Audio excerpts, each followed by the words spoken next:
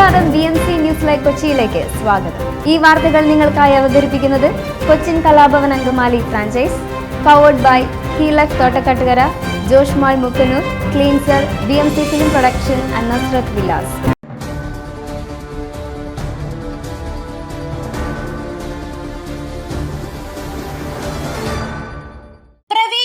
നിഷേധിച്ചു. രാജസ്ഥാനിൽ യുവതി ആശുപത്രിക്ക് മുന്നിൽ കുഞ്ഞിന് ജന്മം നൽകി. പ്രവേശനം നിഷേധിച്ചതിനെ തുടർന്ന് രാജസ്ഥാനിൽ ഗർഭിണിയായ യുവതി സർക്കാർ ആശുപത്രിയുടെ ഗേറ്റിന് സമീപം കുഞ്ഞിന് ജന്മം നൽകി. സംഭവത്തിൽ ആശുപത്രിയിലെ 3 ഡോക്ടർമാരെ രാജസ്ഥാൻ സർക്കാർ സസ്പെൻഡ് ചെയ്തതായി അധികൃതർ അറിയിച്ചു.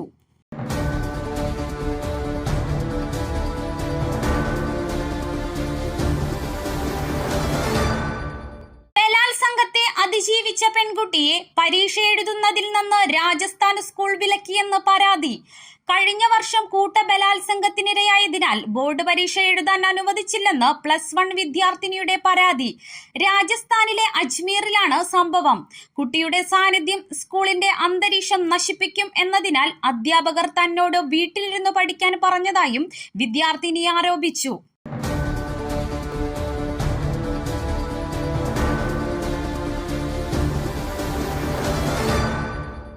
ഇലക്ടറൽ ബോണ്ടിലും PM കെയർ ഫണ്ടിലും അന്വേഷണം.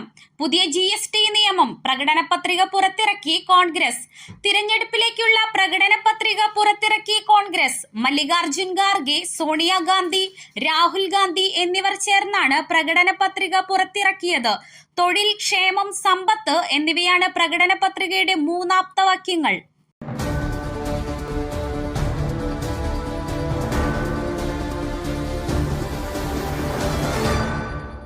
ഇനി ATM കാർഡ് വേണ്ട.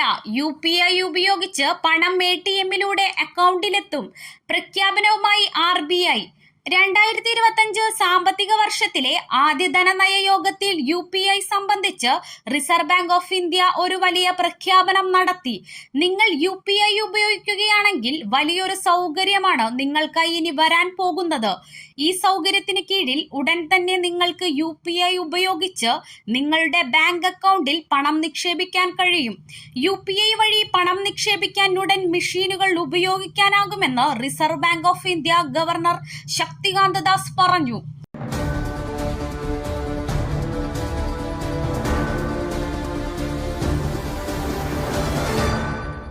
തൃശൂരിലെ വനത്തിൽ യുവതിയുടെയും മധ്യവയസ്കന്റെയും മൃതദേഹം. തൃശൂരിലെ വനത്തിൽ യുവതിയുടെയും മധ്യവയസ്കന്റെയും മൃതദേഹം കണ്ടെത്തി. പാലക്കാട് നിന്നും കാണാതായ യുവതിയെയും 53-കാരനെയുമാണ് വനത്തിൽ മരിച്ച നിലയിൽ കണ്ടെത്തിയത്. വടക്കുംചേരി കണ്ണച്ചിപ്പരുത സ്വദേശി 35 വയസ്സുള്ള സിന്ധു, വാൽക്കുളമ്പ് സ്വദേശി വിനോദ് എന്നിവരുടെ മൃതദേഹങ്ങളാണ് കണ്ടെത്തിയത്. തൃശൂർ പീച്ചി പോത്തുചാടിക്ക് സമീപമുള്ള ഉൾവനത്തിലാണ് ഇരുവരുടെയും മൃതദേഹങ്ങൾ കണ്ടെത്തിയത്. കഴിഞ്ഞ മാസം 27 മുതലാണ് ഇരുവരെയും കാണാതായത്. സംഭവത്തിൽ വടക്കുംചേരി പോലീസ് കേസെടുത്ത് അന്വേഷണം നടത്തി വരവെയാണ് ഇന്ന് ഉച്ചയോടെ ഇരുവരുടെയും മൃതദേഹങ്ങൾ കണ്ടെത്തിയത്. വിനോദിന്റെ മൃതദേഹം തൂങ്ങി മരിച്ച നിലയിലാണ് പോലീസ് കണ്ടെത്തിയത്. സിന്ധുവിന്റെ മൃതദേഹം സമീപത്ത് മരിച്ചു കിടക്കുന്ന നിലയിലായിരുന്നു. പീച്ചി പോലീസ് സ്ഥലത്തെത്തി മേൽ നടപടികൾ സ്വീകരിച്ച് അന്വേഷണം ആരംഭിച്ചു.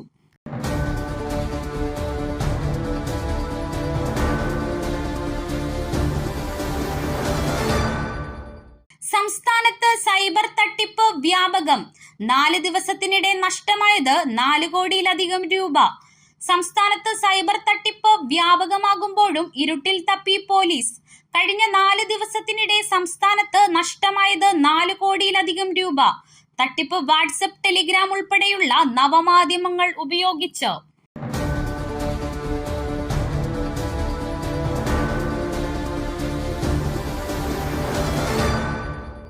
UDF റാലിയിൽ ലീഗ് പതാക കൊണ്ടുവരണോ വേണ്ടയോ എന്ന് പാർട്ടി തീരുമാനിക്കും. അതിനാരുടെയും സേവ വേണ്ട.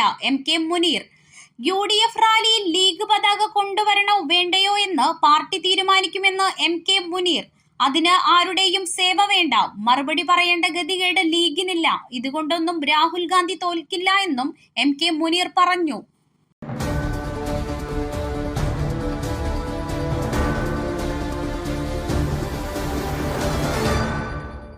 BJP-യിൽ ചേർന്നില്ലെങ്കിൽ അറസ്റ്റ് എന്ന ഭീഷണി. വിഷയത്തിൽ ഇലക്ഷൻ കമ്മീഷൻ നോട്ടീസ്.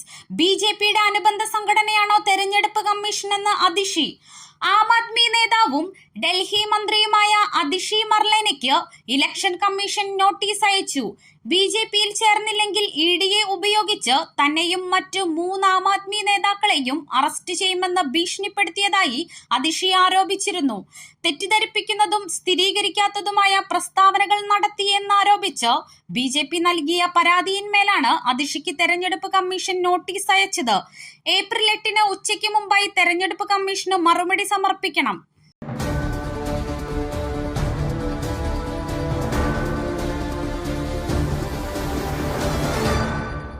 കഴിഞ്ഞ 5 വർഷത്തിനിടെ ബി.ജെ.പി. എം.പി. തേജസ്വി സൂര്യയുടെ സ്വത്ത് 30 ഇരട്ടിയായി. കഴിഞ്ഞ 5 വർഷത്തിനിടെ ബി.ജെ.പി. എം.പി. തേജസ്വി സൂര്യയുടെ സ്വത്തിലുണ്ടായത് 30 ഇരട്ടിയുടെ വർധന. ഏപ്രിൽ 4 നൽകിയ സത്യവാങ്മൂലത്തിലാണ് ബംഗളൂരു സൗത്ത് എം.പിയുടെ സ്വത്ത് വിവരങ്ങൾ നൽകിയിരിക്കുന്നത്.